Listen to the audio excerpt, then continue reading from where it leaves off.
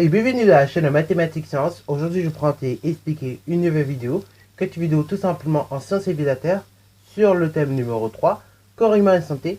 Et dans cette vidéo-là, nous allons parler des agents pathogènes et des maladies vectorielles. Alors normalement, ça fait l'objet de tout un chapitre. Vous allez me dire, oui, mais pourquoi tu n'as pas fait plusieurs vidéos alors? Parce que grosso modo, c'est un petit chapitre qu'on peut condenser en une seule vidéo. Ok, bravo. En tout cas, je vais essayer de vous condenser. Parce que comme ça, au moins, ce sera plus synthétique et ce sera plus compréhensible, je pense, pour cela, pour bien comprendre. Alors bon, on va parler des agents pathogènes et des maladies vectorielles. On va prendre donc deux exemples. On va parler du sida dans un premier temps. Et on va parler donc, après du paludisme. Ok. Alors déjà, agents pathogènes, quand on parle d'agents pathogènes, c'est forcément tout ce qui concerne les virus, les bactéries donc pathogènes, qui provoquent par derrière des maladies. Ok. Bravo. Et quand on parle d'agents de maladies vectorielles, ce sont des maladies tout simplement en fait transmises par vecteur. Par exemple, quand vous faites piquer par un moustique, le moustique là que vous faites piquer peut être le vecteur de certaines maladies. Ok, voilà vous. Tel que par exemple le chikungunya. Ok, voilà vous. Le moustique quand il vous pique, il peut très bien vous transmettre ce chikungunya. Ok, voilà vous. Alors bon, ici on va parler notamment du VIH, du sida et après donc on verra le paludisme. Mais vous verrez que le paludisme ressemble, niveau mode de transmission, bien évidemment, ressemble au chikungunya. Ok, un petit peu à toutes ces maladies-là. Alors, première des choses qu'on va déjà parler, c'est la maladie du sida. Alors, confondez pas encore une fois maladie et le pathogène qui fait la maladie. La maladie ici qu'on évoque, c'est le sida. Ok, ça c'est le nom de la maladie. Ok, et elle est causée par non pas par une bactérie, mais par un virus. Ok, voilà, qu'on appelle tout simplement le VIH. VIH pour virus de l'immunodéficience humaine. Alors attention également, bon, là c'est encore une fois des rappels de collège que vous avez certainement vu en 3e, 4e, voire 5e. Un virus, en termes de taille, c'est 10 fois plus petit à peu près, 10 à 40 fois plus petit que tout simplement une bactérie. Une bactérie, c'est de l'ordre du du micromètre, ok, voilà, tandis que un virus c'est 10 à 40 fois plus petit, c'est-à-dire que grosso modo c'est de l'ordre du dixième de micromètre, ok, voilà. Alors, donc, du coup, déjà, également, donc, deuxième chose, au niveau des virus et des bactéries, une bactérie est capable de vivre indépendamment, autant qu'une cellule, tandis qu'un virus, pour vivre, il a besoin d'un organisme, ok, bravo. C'est ça aussi la différence entre le virus et la bactérie. Alors, donc, la bactérie qui est le VIH, le virus, pardon, qui est le VIH, ok, donc virus de l'immunodéficience humaine, ce virus-là, il va s'introduire dans vos corps et plus précisément dans une de vos cellules de l'immunité, que sont les lymphocytes T. Okay, les lymphocytes T et encore plus précisément les lymphocytes T4. Okay. Alors, bon, pareil, si vous continuez à la SVT, là on va être plus précis sur les choses, mais néanmoins, si vous vous rappelez de vos cours de l'année dernière, donc on avait vu tout simplement dans le chapitre sur les micro-organismes un certain nombre de mécanismes en fait, de réaction que peut avoir en fait votre corps face à des micro-organismes pathogènes. Dans le premier temps, votre micro-organisme pathogène, quand il va s'introduire dans vos corps, dans le premier temps, vous allez avoir des cellules spécialisées qu'on appelle des phagocytes. Et ces phagocytes vont essayer tout simplement, dans le premier temps, d'ingérer, puis d'éjecter la bactérie, ok, une fois qu'elle a été digérée. Ok, voilà. Et ainsi, ça, c'est la phagocytose. Mais si cette phagocytose ne suffit pas à éliminer le pathogène, dans un second temps, en fait, dans ce cas-là, donc, vous allez avoir le phagocyte, corps attendu par la phagocytose, malheureusement, n'a pas été insuffisante. Donc, à ce moment-là, vous allez avoir ce qu'on appelle une CPA, la cellule présentatrice d'antigène. Cette cellule présentatrice d'antigène, après, donc, va directement aller au niveau des ganglions lymphatiques, en tout cas au niveau d'une zone où vous avez production de lymphocytes, donc par exemple les ganglions lymphatiques, comme je disais précédemment. Et donc, au niveau de cette zone, après, de là, vont se mettre à être produits. Donc, un certain nombre donc, de lymphocytes, à commencer par les lymphocytes B. Okay, le lymphocyte B, encore donc le lymphocyte B4, ensuite va commander tout simplement l'élaboration de d'autres lymphocytes, comme le lymphocyte B8 ou encore les lymphocytes LT4. Okay. Maintenant, ces lymphocytes B donc, vont être également équipés tout simplement ils vont être équipés d'anticorps, ok, voilà. Ces anticorps donc vont se fixer sur le pathogène, ok, voilà. Et après donc en se fixant sur le pathogène, ils vont le pétrifier si vous voulez, et derrière un petit coup de phagocytose. Si cela n'est pas suffisant, et bien là du coup, les lymphocytes LT4, normalement, quand vous avez une réaction normale et quand vos corps fonctionnent bien, et bien les lymphocytes LT4 vont se mettre directement à aller vers la cellule infectée, ok, par le pathogène, et en fait, il va avoir ce baiser de la mort que je vous avais présenté l'année dernière, c'est-à-dire en fait, et ben, le lymphocyte T4, par frottement avec la cellule infectée, et ben, va éliminer tout simplement la bactérie totalement du corps. Ok, bah vous. Après, éventuellement, un petit coup de phagocytose et encore. Enfin, là, dans ce cas-là, en général, il n'y a pas besoin même de phagocytose.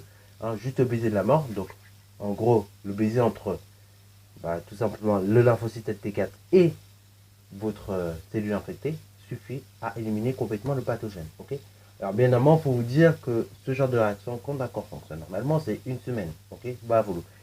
Et une semaine, quand même, mine de rien, si le pathogène est extrêmement virulent et que le corps est très âgé, et par moment, ça peut aller extrêmement, enfin, le virus peut aller extrêmement vite, se propager extrêmement vite, et donc, malheureusement, tout de même, votre individu meurt. Alors, néanmoins, ça, c'est un petit rappel de troisième. Bien évidemment, si vous voulez aller encore plus dans les détails, je vous invite à aller voir une vidéo que j'ai faite sur troisième sur le sujet. Donc, ça, c'est quand un corps fonctionne normalement. Mais justement, pour revenir à notre sida, donc le VIH s'introduit donc dans vos cellules immunitaires et donc dans ces lymphocytes T4, donc qui sont responsables de la protection de votre corps. Ok, bravo. Ainsi donc, durant les 3 premières semaines, on peut constater que tout simplement, donc durant la phase de primo-infection, qu'on dit ça, vous aurez tout simplement une baisse du nombre de lymphocytes T4 et une augmentation dans le sang, logiquement, du nombre de cellules infectées par le VIH. Ok, bravo. Et donc, ça c'est la première phase, et ainsi donc vous avez des symptômes de type grippe. Ok, bravo. Ensuite, donc durant cette troisième semaine, à la fin de cette troisième semaine, jusqu'à peu près 10 ans, ok, 10 années après, oui ça va loin, et là le sida du coup, il se stabilise, c'est-à-dire que la charge virale, en fait, elle est pratiquement identique, voire elle descend très légèrement, ok, bravo. Tandis que le nombre de lymphocytes, comme tout simplement, la charge virale descend légèrement, elle diminue légèrement, et dans ce cas-là, le nombre de lymphocytes T4 augmente, ok, bravo, il augmente légèrement. Et après donc 10, enfin, une fois que les 10 ans sont terminés, à peu près, hein, 2 à 3 années plus tard, là, on est dans la phase où tout simplement le sida est déclaré, et dans cette phase-là, en fait, le peu de lymphocytes T4 qui reste, tout simplement, avec le nombre, tout simplement, donc, de VIH qui augmente, tous les, tous les VIH, ok, voilà, vont se mettre à détruire complètement le peu de lymphocytes qui reste. Et ainsi, donc, on va arriver à une phase même où il n'y aura plus de lymphocytes LT4, ok, voilà, et donc, à partir du moment où il n'y a plus de lymphocytes LT4, le corps, donc, ne peut plus se défendre, ok, voilà, et si le corps ne peut plus se défendre, et dans ce cas-là, toutes les maladies opportunistes, ok, ne serait-ce qu'un rhume ou autre, peuvent tout simplement entrer tranquillement d'accord, et le patient, donc, meurt. Non seulement il meurt, mais en plus, au niveau des muscles, également, on a des raideurs, ok, voilà, et au niveau donc, de la chaleur, c'est assez mal régulé, ok, voilà. Alors, donc, ça, c'est pour tout simplement le sida. Alors, pour le sida, donc, il n'existe pas de vaccin, ok, il n'existe pas de vaccin, mais néanmoins, donc, on a ce qu'on appelle un traitement curatif, ok, une trithérapie précisément. Et donc, en fait, cette trithérapie permet pas d'arrêter complètement le VIH, ok, la propagation du VIH, mais néanmoins permet donc tout simplement de faire diminuer, ok, de faire stabiliser la charge virale, ok, et ainsi donc de permettre à un individu ayant sida, ok, et donc des VIH dans son corps, de vivre un petit peu plus longtemps, ok, et cette trithérapie qui est présente actuellement, elle est donc composée de c'est une association de 3 antivirus, et cette association donc permet tout simplement de faire diminuer, ou en tout cas de maintenir la charge virale présente, et donc de faire maintenir l'individu en vie, ok, ayant le sida. Alors pour justement prévenir, ok, pour prévenir cette maladie, il existe différentes choses. On peut déjà éventuellement se faire dépister par un prélèvement sanguin, ok, on se fait dépister et on voit s'il y a des cellules infectées, ok, et de là, on peut déterminer si vous avez VIH ou pas. Mais également, le moyen de prévention le plus efficace, comme le VIH en fait se transmet notamment par voie sexuelle ou la voie mère-enfant, ok, mais donc avant tout c'est par voie sexuelle principalement, et le moyen de prévention le plus efficace pour lutter contre le VIH reste tout de même, comme on appellerait ça dans le langage courant, les capotes. Autrement dit, donc les préservatifs. L'usage d'un préservatif permet tout simplement de bloquer la propagation du VIH. Bravo. Donc ça, c'est pour le VIH. Le VIH est donc la maladie du sida. Alors, le sida également, il faut savoir que c'est ce qu'on appelle une épidémie. C'est-à-dire qu'en gros, c'est tout simplement une maladie qui s'est propagée sur une large zone géographique. Bravo. Et donc, non seulement il s'est propagé sur une large zone géographique, et donc, très rapidement. Donc, en plus, c'est ce qu'on appelle une pandémie. Donc, une pandémie, c'est quand une maladie se propage très vite et sur une large zone géographique. Donc vous avez un exemple actuellement également, le coronavirus. Le coronavirus est une pandémie parce que tout simplement, non seulement il se propage vite, mais en plus sur une très large zone géographique. En l'occurrence, donc c'est toute la Terre. Et donc, dans le cas du sida, c'est également le cas, c'était une pandémie. Et ça l'est encore, puisque c'est présent sur tout l'ensemble du globe. Bravo, ce qui n'est pas le cas, donc on va voir avec le paludisme. Et d'ailleurs, pandémie, faites gaffe, ne confondez pas avec l'épidémie. L'épidémie, c'est également la propagation rapide d'une maladie dans une population, mais à échelle limitée, à échelle restreinte. Tandis que la pandémie, c'est rapide, mais en plus sur une très large échelle. Alors, pour le paludisme, maintenant on va passer à ça. Donc le paludisme, c'est ce qu'on appelle une maladie vectorielle.